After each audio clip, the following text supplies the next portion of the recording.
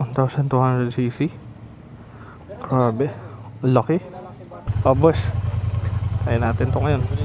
Ang ganda niya, classic. Pero parang medyo takot-takot ba natin kasi sabi nung kasama natin kanina, daan-daan daw,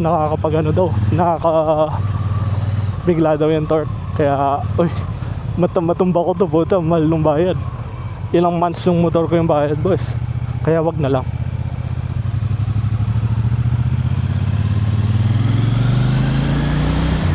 Uy! Second gear. Maabot na ng ilan to? 80 second gear. Actually dapat nga ano na yan 100 na first gear pa lang. Kaso ata, di ako sure, pero parang ganun yun nga lang medyo takot akong subukan.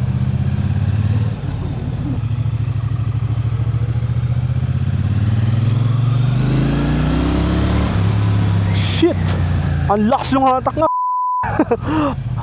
Okay na ako. Boys, parang tama na yun.